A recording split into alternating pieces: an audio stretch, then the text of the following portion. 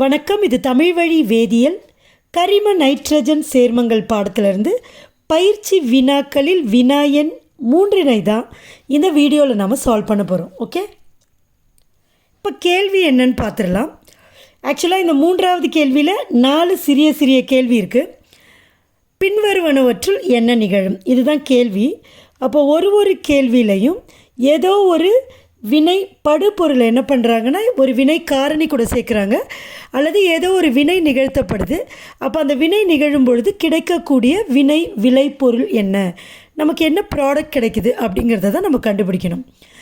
So அதில் முதல் கேள்வி என்னன்னு பார்த்தீங்கன்னா, 2-நைட்ரோப்ரோபேனை HCl-உடன் கொதிக்க வைக்கும்போது. ஸோ இது ஒரு முக்கியமான வினை, நாமே இதை பார்த்துருக்குறோம். இது ஒரு நீரார் பகுத்தல் வினை. எப்போவுமே நீங்கள் எந்த அளவுக்கு ரொம்ப டீப்பாக படிச்சிருக்கீங்களோ அப்போ அந்த கேள்வியை கேட்குறப்ப அந்த வினைக்காரணி, இப்போ நைட்ரோப்ரோபேன் கூட HCl-உடன் கொதிக்க வைக்கும் பொழுது அப்படின்னு சொல்கிறப்பவே உங்களுக்கு தெரிஞ்சிருக்கணும் இங்கே நீரார் பகுத்தல் தான் நடக்குதுன்னு. ஸோ அந்த அளவுக்கு அந்த வேதி வினைகள்லாம் நீங்கள் தரவாக இருந்தீங்கன்னா இந்த கொஸ்டின்ஸ்லாம் ரொம்ப ரொம்ப ஈஸி. ஸோ இங்கே வந்து 2-நைட்ரோப்ரோபேனோட ஸ்ட்ரக்சர் நமக்கு எழுத தெரியணும். அதுக்கப்புறம் HCl-ஐ ஊற்றி அதை பாயில் பண்ணுறப்ப அங்கே அந்த வினையில் வந்து ஹைட்ராலிசிஸ், அதாவது நீரார் பகுத்தல் தான் நடக்குது அப்படிங்கிறது நமக்கு தெரியணும். இப்போ நம்ம இதுக்கு என்ன விடைன்னு இப்போ எழுதிடலாம். இப்போ 2-நைட்ரோப்ரோபேன் அப்படின்னு எழுதணும். பாருங்கள், CH3 ப்ரோப்பேன் சொல்லிட்டாங்க. ஸோ 3 கார்பன் போட்டுடணும் இல்லையா, 3 கார்பன் போட்டுடணும். 2ல் நைட்ரோ, அப்போ 2ல் NO2. நீங்கள் கீழே போடலாம், சைடில் போடலாம், மாற்றி போடலாம், எப்படி வேணால் போடலாம். ஆனால் அடிப்படை வந்து இதுதான், 3 கார்பன் இருக்கணும். அதில் 2வது கார்பன் கூட NO2 இருக்கணும். மேலே தான் போட முடியும்னு கிடையாது, கீழே கூட போடலாம். இல்லை இந்த கார்பன் இங்கே போட்டுட்டு சைடில் கூட NO2 இருக்கலாம். ஆனால் அந்த சேர்மத்தோட மூலக்கூறு வாய்ப்பாடை நீங்கள் நல்ல மனசில் பதிய வைக்கிறப்பையும் அந்த ஐயூபேக் பேரை வச்சுட்டு உங்களால் அந்த காம்பவுண்டோட அந்த சேர்மத்தோட அமைப்பை உங்களால் எப்போ எழுத முடியுதோ அப்போ எப்படி எழுதியிருந்தாலும் உங்களால் புரிஞ்சிக்க முடியும். ஓகே, இப்போ ப்ரோப்பேன் அப்போ 3 கார்பன் அதனால் போட்டால் இந்த 2 கார்பனும் எண்டில் இருக்குது, முனையில் இருக்க கார்பன் எப்போவுமே CH3. அண்டு இங்கே 2வது கார்பன், அதாவது 1 2 3ன்னு வரும். அப்போ 2வது கார்பனில் நைட்ரோ, அப்போ CNO2. ஓகே, இப்போ இங்கே ஒரு பாண்டு போட்டுருவோம், இங்கே ஒரு பாண்டு போட்டுருவோம். ஆக்சுவலாக பாருங்கள் 3 பாண்டு தான் வருது, ஒன்று குறையுது, அதனால் CH3. ஸோ இதுதான் வந்து 2-நைட்ரோப்ரோபேன். இதை வந்து நம்ம என்ன பண்ணுறோம்னா HCl போட்டு HCl-உடன் சேர்த்து கொதிக்க வைக்கப்படுகிறது. அப்போ நீரார் பகுத்தல் நிகழ்கிறது. எப்போவுமே இந்த மாதிரி 2-நைட்ரோப்ரோபேன், அதாவது இது ஒரு ஈரிணைய நைட்ரோ சேர்மம் இல்லையா. அப்போ அந்த மாதிரி ஈரிணைய நைட்ரோ சேர்மத்தை நம்ம HCl கூட சேர்த்து கொதிக்க வைக்கிறப்ப அங்கே என்ன நிகழும், நீரார் பகுத்தல் நிகழ்ந்து நமக்கு ஒரு கீட்டோன் தான் கிடைக்கும். CH3 C double bond O CH3. இந்த 2 CH3 போட்டால் இது அப்படியே C டபுள் பாண்டு Oன்னு ஆகிடும். இப்போ இந்த நைட்ரஜன் என்ன ஆகிடும், N2O, அதாவது இது நைட்ரஸ் ஆக்சைடு, H2Oவும் போயிருக்கும். இப்போ பாருங்கள் இங்கே N2 வந்திருக்கு இல்லையா, அப்போ கண்டிப்பாக இங்கேயும் 2 2-நைட்ரோப்ரோபேன் கண்டிப்பாக வினை புரிஞ்சிருக்கும். அப்போ 2 அல்கைல் குரூப் இருக்குது, அப்போ இங்கேயும் 2. ஸோ டோட்டலாக பாருங்கள் பேலன்ஸாக ஆகிருக்கும். ஓகே, ஸோ இதோட பேர் வந்து 2-நைட்ரோப்ரோபேன் கேள்வியிலே கொடுத்துருக்காங்க. இது வந்து acetone or dimethyl ketone. So அசிட்டோன்னு நான் எழுதுகிறேன். இது வந்து என்னது, நைட்ரஸ் ஆக்சைடு. N2O வந்து நைட்ரஸ் ஆக்சைடு. ஓகே, ஸோ இதுதான் முதல் ரியாக்ஷன். எவ்வளோ சிம்பிள் பாருங்கள். So right, we shall move to the second question now. So second question என்னன்னு பார்த்தீங்கன்னா, நைட்ரோபென்சீனை வலிமையான அமில ஊடகத்தில் மின்னார் ஒடுக்குதல். ஸோ இது ஒரு ஒடுக்குதல் வினை. அப்போ நைட்ரோபென்சீன் ஒடுக்கம் நம்ம அந்த கொஷினும் நம்ம பார்த்துட்டோம் இன்னொரு வீடியோவில். ஸோ பல்வேறு ஊடகங்களில் நைட்ரோபென்சீன் ஒடுக்கம் அடைஞ்சு என்னென்ன ப்ராடக்ட்ஸ் கொடுக்கும் அப்படின்றத பார்த்துருக்கோம். நீங்கள் அதை பார்க்கலன்னா, வாட்ச் பண்ணலைன்னா நீங்கள் அந்த வீடியோவை வாட்ச் பண்ணுங்கள். இப்போ அதை பார்த்து உங்களுக்கு மனசில் பதிய வச்சுருந்தீங்கன்னா டக்குன்னு இதுக்கு ஆன்சர் நீங்கள் சொல்லிடுவீங்க. நைட்ரோபென்சீன். முதல்ல நைட்ரோபென்சீனுக்கு நம்ம ஃபார்முலா எழுதணும். ஸோ பென்சீன் வளையத்தில்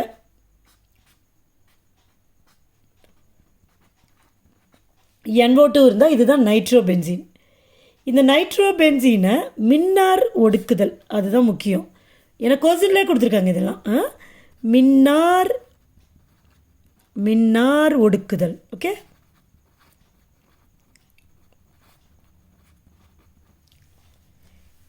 அதுவும் முக்கியமாக என்னென்னா வலிமையான அமில ஊடகத்தில். அப்போ என்ன அர்த்தம்? வலிமை குறை அமில ஊடகத்தில் ஒடுக்குனா வேறு ஏதோ விளைபொருள் உண்டாகுன்னு அர்த்தம் இல்லையா? அதனால தான் அந்த கண்டிஷனே கொடுத்துருக்காங்க.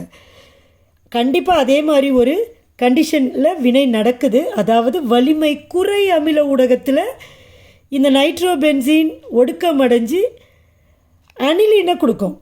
ஓகே, அனிலினை கொடுக்கும். ஆனால் இது வந்து என்ன ஊடகம்? வலிமையான, அதுதான் முக்கியம். அந்த கண்டிஷனை பொறுத்து மாறிடும். என்ன நமக்கு பொருள் கிடைக்குதோ அது வந்து மாறிடும். வலிமையான அமில ஊடகம். ஆனால் மின்னார் ஒடுக்குதல் கரண்ட்டை யூஸ் பண்ணி தான் இந்த ஒடுக்கத்தை நம்ம பண்ணுறோம். அப்போ என்ன கிடைக்கும்னு பார்த்திங்கன்னா, 4 இந்த வினையில் 4 ஹைட்ரஜன் இன்வால்வ் ஆகும். அப்போ 4 ஹைட்ரஜனில் ஒரு ஹைட்ரஜன் HOH ஆகிடும். HOH. ஓகே, என்ன விளைபொருள் கிடைக்குதுன்னு பாருங்கள். NHOH. இதுக்கு பேர் ஃபினைல் ஹைட்ராக்சில் அமீன் பேர். இப்போ இந்த 4 ஹைட்ரஜன் இருக்கு இல்லையா? இந்த 4 ஹைட்ரஜனில் 2 ஹைட்ரஜன் இங்கே இருக்க ஒரு O கூட சேர்ந்து H2Oவாக போயிடும். ஓகே, ஒரு O கூட 2 ஹைட்ரஜன், ஒரு O கூட 2 ஹைட்ரஜன் சேர்ந்து H2Oவாக போயிடும். இப்போ மிச்சம் என்ன இருக்குது? இங்கே 2 ஹைட்ரஜன் இருக்குது, இங்கே ஒரு O இருக்குது. அதுதான் இந்த 2 ஹைட்ரஜன் ஒரு O. ஓகே, ஸோ இதுக்கு பேர் ஃபினைல் ஹைட்ராக்சில் அமீன். ஆனால் இப்படி உண்டான சேர்மம் என்னாகுது? ஒரு அமைப்பு மாற்றம் அடைஞ்சு, ரைட்டாக இதோட அமைப்பில் ஒரு மாற்றம் அடையுது. மாற்றம் அடைஞ்சு இங்கே என்ன உண்டாகுதுன்னு பார்த்தீங்கன்னா,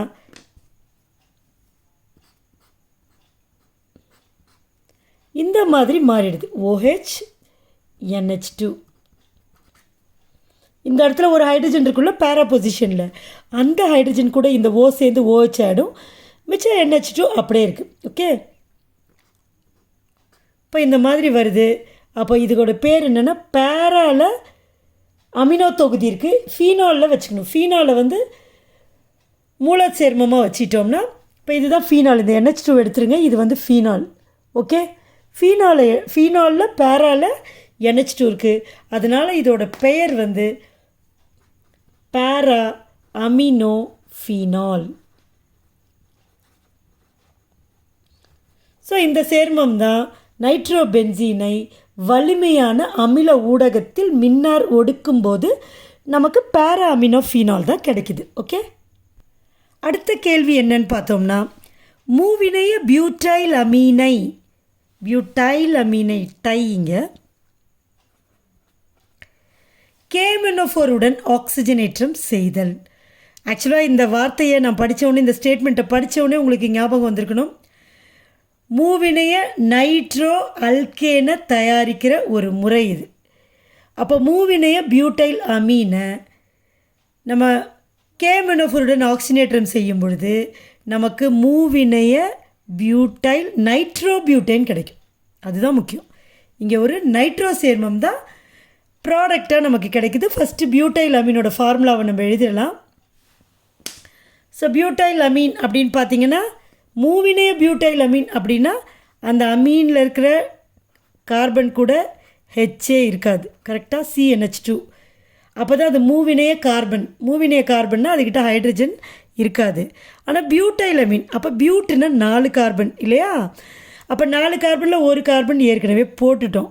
அப்போது இதுக்கிட்ட ஹைட்ரஜனும் இருக்கக்கூடாது. அப்படின்னா இந்த கார்பனுக்கே இன்னும் 3 பாண்டு வேணும் இல்லையா? ஒரு பாண்டு தான் இருக்குது. ஸோ 3 பாண்டு, அப்போ போட்டால் 4 பாண்டு. ஆனால் இதுக்கு ஹைட்ரஜன் நம்ம கொடுக்கக்கூடாது. ஏன்னா அது ஒரு மூவினைய பியூட்டைல் அமீன். ஓகே, அப்போ இந்த 3 பாண்டை நம்ம எப்படி பூர்த்தி செய்கிறது? 3 அல்கைல் தொகுதியை கொடுக்கணும், வேறு வழியே கிடையாது நமக்கு. அப்போ இப்போ பாருங்கள் 4 கார்பன் அணு வந்துச்சு. அப்போ பியூட்டைல் அமீன் தான் இது. இது ஒரு மூவினைய பியூட்டைல் அமீன். ஆனால் இதுக்கு பேர் என்னது? 3 கார்பன் இருக்குது. இது ஒரு ப்ரோப்பேன். 2ல் அமினோ தொகுதியும் 2ல் மெத்திலும் இருக்குது. ஓகேவா? ரைட்டு. அதை வச்சு அதோட பேரை நம்ம எழுதிடுவோம். இப்போது இதை கொஸ்டினில் என்ன சொல்கிறாங்க? மூவினைய பியூட்டைல் அமீன் பேர் அவங்க கொடுத்துட்டாங்க, அதனால தான் நான் எழுதலை. ஓகே. இப்போ KMnO4 கூட ஆக்சிஜனேற்றம் செய்யணும். அப்போ நம்ம என்ன சேர்க்குறோம்? KMnO4. அப்போ ஆக்சிஜனேற்றம் அடையுது. அப்போ ஆக்சிஜன் இன்வால்வ் ஆகும். எத்தனை ஆக்சிஜன் பார்த்திங்கன்னா 3 ஆக்சிஜன். எதுக்குன்னா இந்த 2 Hம் வெளில வந்துடும். ரைட்டா? 2 Hம் வெளில வந்து அதுக்கு பதிலாக 2 O போயிடும். அப்போ என்ன விளைபொருளோட ஃபார்முலா? CH3CNO2, இங்கே CH3CH3. அப்போ இதுதான் மூவினைய நைட்ரோ பியூட்டேன். இப்போ ஒரு ஓதுன்னு 2 ஓதுன்னு போச்சு, மிச்சம் ஒரு ஓ இருக்குல்ல, அந்த ஓ இந்த 2 ஹைட்ரஜன் கூட சேர்ந்து H2Oவாக வெளியில் வந்துடும். ஸோ இது ஒரு பியூட்டைல் நைட்ரோ பியூட்டேன். அப்போ இதோட பெயர் என்ன? ஐயுபேக் பெயர் பாருங்கள், நீண்ட சங்கிலி தான் எடுத்துக்கணும். அப்போ 1 2 அதான் 2 தான் வருது. பட் இப்படி எடுக்கிறப்போ 1 2 3 வருது. அப்போ 2வது பொசிஷன் இது. 2வதுல மெத்தில் இருக்குது, 2வதுல நைட்ரோ இருக்குது. அப்போ இதோட பெயர் வந்து 2 மெத்தில் 2 நைட்ரோ 2 மெத்தில் 2 நைட்ரோ. அப்போ மிச்சம் இது இதாக இருக்குது. அப்போது ப்ரோப்பேன். ஸோ இதுதான் இதோட ஐயுபேக் பெயர். Okay, right. இப்போது 4வது கேள்விக்கு போகிறோம். ஸோ அடுத்தது 4வது கேள்வி பார்க்குறப்ப அது என்ன கேள்வி? அசிட்டோன் ஆக்சைமை ட்ரைஃப்ளூரோ பெராக்சி அசிட்டிக் அமிலம் கொண்டு ஆக்சிஜனேற்றம் செய்தல். ஸோ கொஷின்லேயே கொடுத்துட்டாங்க. என்ன கொடுத்துட்டாங்க? இது ஒரு ஆக்சிஜனேற்ற வினை இல்லையா? So acetone oxime. அப்போ அசிட்டோன் ஆக்சைம்னா ஃபார்முலா நமக்கு தெரியணும். Acetone CH3 CH3. இப்போ ஆக்சுவலாக பார்த்திங்கன்னா acetone oxime CH3 CH3 double bond O இப்படி இருக்கும். அது கூட NH2OH ஹைட்ராக்சிலமீன் வினை புரிஞ்சிருக்கும். இந்த H2வும் இந்த ஓவும் போயிருக்கும். போயிருந்தால் என்ன கிடச்சிருக்கும்? CH3 C மேலே இருக்கிற CH3 டபுள் பாண்ட் NH2 போயிடுச்சு OH. ஸோ அசிட்டோன் ஹைட்ராக்சிலமீன் கூட வினை புரியறதுனால கிடைக்கிற ஒரு சேர்மம் இது. ஆக்சுவலாக அசிட்டோன் இது இப்படி தான் கிடைக்குதுன்றது நமக்கு ஞாபகத்தில் இருந்தால் அசிட்டோன் ஆக்சைமை டைரெக்டாக மனப்பாடம் பண்ணி அந்த ஃபார்முலாவை எழுதவே தேவையில்லை.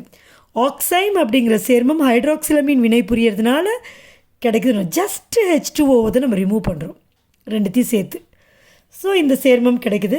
ஸோ இதுதான் CH3 double bond NOH. So இதுதான் அசிட்டோன் ஆக்சைம். இதை என்ன பண்ணுறோம்?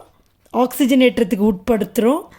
ட்ரைஃப்ளூரோ பெராக்சி அசிட்டிக் அமிலம். அசிட்டிக் அமிலம் அப்படின்னா என்னது? CH3COOH. பெராக்சி அசிட்டிக் அமிலம்னு என்னது? CH3C 3 O போட்டுக்கணும். இது பெராக்சி அசிட்டிக் அமிலம். ட்ரைஃப்ளூரோ அப்படின்னா 3 Hக்கு பதிலாக CF3COOH. இதுதான் பெராக்சி அசிட்டிக் அமிலம். ஸோ இதை சேர்த்து நம்ம என்ன பண்ணுறோம்? CF3COO 3 O போட்டு H. ஆக்சிஜனேற்றம் நிகழ்து. அப்போ இந்த தொகுதி அப்படியே போயிட்டு இதுக்கு பதிலாக NO2 வந்துடுது. ஸோ CH3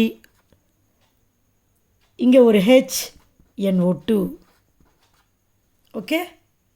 ஸோ இதுதான் இந்த வினையில் நமக்கு கிடைக்கக்கூடிய விளைபொருள். டபுள் பாண்டில் இங்கே H சேர்ந்துடும், இங்கே ஒரு O, இந்த H போயிடும். ஓகே. அப்போ அது மாதிரி CH3CH3NO2. ஸோ இது வந்து 2 நைட்ரோப்ரோபேன் 1 2 3. இந்த தான் லாங்கஸ்ட் செயின், நீண்ட சங்கிலி இது தான். அப்போ இது 1 2 3 இல்லை ஆர் 1 2 3 அப்படின்னு வைக்கிறப்ப 2ல் நைட்ரோ தொகுதி இருக்குது, அதனால் 2 நைட்ரோப்ரோபேன். ஸோ மூன்றாவது பயிற்சி வினாக்கான விடைகள் இதுதான். மூன்றாவது பயிற்சி வினாவில் 4 கேள்விகள், 4 கேள்விகளுக்கும் நம்ம விடை கண்டுபிடிச்சிட்டோம். ஸோ விடையை பார்த்துட்டோம். உங்கள் எல்லாருக்கும் புரிஞ்சிருக்குன்னு நினைக்கிறேன். தேங்க்யூ.